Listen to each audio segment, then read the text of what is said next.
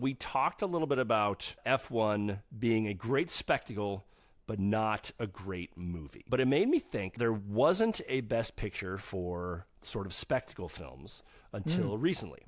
And so I went back and made a list of the top 5 sort of spectacle films. And so this is the top 5 list that nobody asked for of spectacle films that should have at least been nominated. All right, Jeff, what is your number 5? All right, I'm going to immediately turn some people off here because they're going to think I'm a film bro.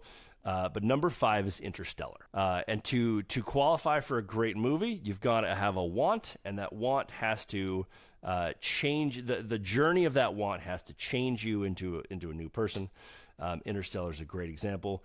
Cooper wants to matter. You were good at something, and you never got a chance to do anything with it. You know, on the surface, yes, he wants to save humanity, but emotionally, he wants to believe that his life has meaning beyond survival. The lesson that he learns, the future isn't saved, by logic alone. It's saved by love, his connection and his sacrifice. And he learns that love, is not a weakness, or a distraction. It's the only force strong enough to cross time itself. And in the end, it's his daughter that they name the ship after. Cooper Station. Well, nice you to name it after me. You know what? I don't need to matter the most. The fact that my daughter matters even more than I do, that's great. That's love. That's change. So it was about grief, parenthood, humility. It was a fantastic, fantastic film. All right. Number 4. Number 4, we're going to go with Back to the Future. Oh, good call. Yeah, so this is such a great movie, and it was a great movie at the time. Yes, Marty wants to get home, but deeper than that, he wants some reassurance that his life and his parents' life aren't doomed to disappointment. And the lesson that he learns, small choices matter. Identity isn't fixed. It's shaped by courage in ordinary moments. And Marty learns that confidence, kindness, and initiative can rewrite a future that feels predetermined. It's a coming-of-age story disguised as a time travel comedy. The lesson isn't change the past. It's engage with your present. And that thematic clarity is why this movie is so immortal. He sort of teaches his dad confidence. And that confidence, when he's young, changes him forever. And, it makes me think about all the decisions we now are going to echo through time. All the decisions we make in the moment. This was a great film, and comedy is so grossly underlooked when it comes to Best Picture. Most comedies tell a really brilliant dramatic story. Yeah.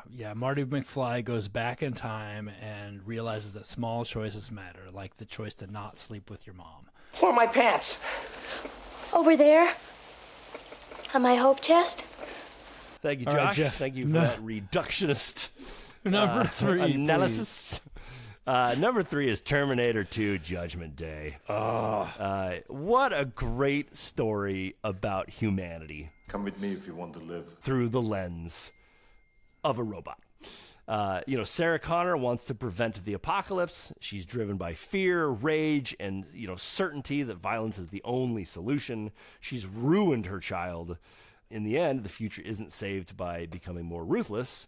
It's saved by choosing empathy. This is an action movie about de-escalation. The hero learns to stop, not strike. The emotional arc becomes a mother choosing hope over vengeance.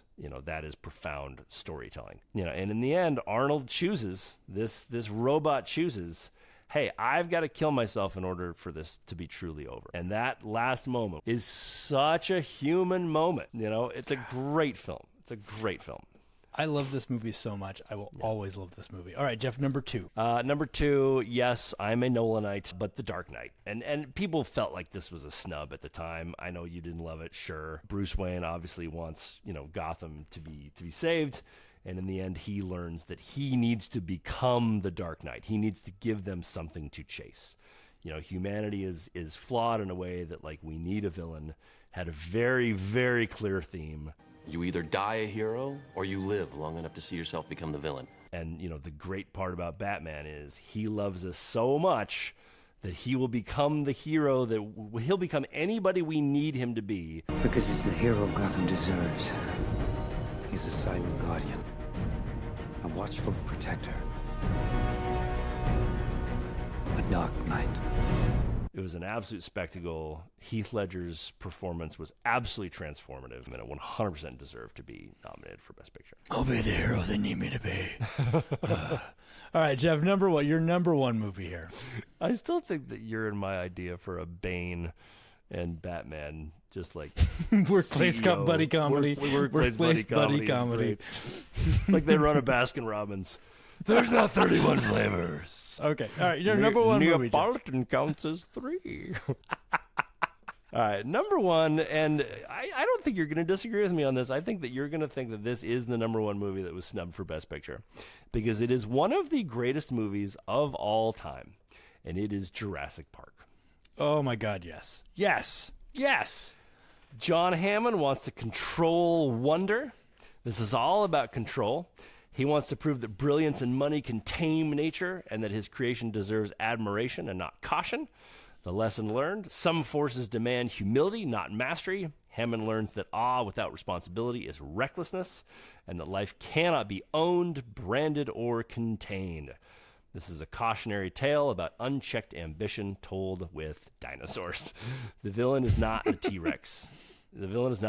It's human arrogance. Our scientists have done things which nobody's ever done before. Yeah, but your scientists were so preoccupied with whether or not they didn't stop to think if they should. And that theme has aged painfully well, which is the mark of truly, truly great cinema. I saw Jurassic Park, I think, 4 or 5 times in the theater. If it's on now, I can still watch it. All the remakes are trash compared to this absolute brilliant film that was truly about something. Jurassic Park was absolutely snubbed as Best Picture. Life Finds a way. Yeah. All right, Jeff, that is a great list. Here's what I would add to it. I would add The Good, the Bad, and the Ugly. I would absolutely add Last of the Mohicans to that honestly, list. you could do a whole thing about Michael Mann, and because Heat wasn't nominated. Fabulous list. And those were summer popcorn movies that were also the best movies of the year, and they just got snubbed because your industry is too snooty. The problem with spectacle is people think like, oh, it's just so people can eat popcorn.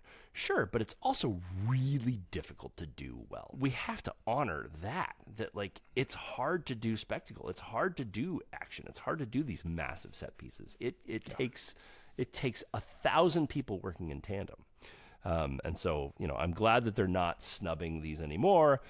However, I do not think that F1 was worthy of an Oscar nom, and I don't think it's going to win. Yeah, well, that's just like your opinion, man. I will give anybody listening 1,000,000 to 1 odds that it wins. Just send me your dollars, and I will collect them. So that's it, Josh. That's the top 5 list that nobody asked for about the best Oscar-snubbed spectacle films of all time.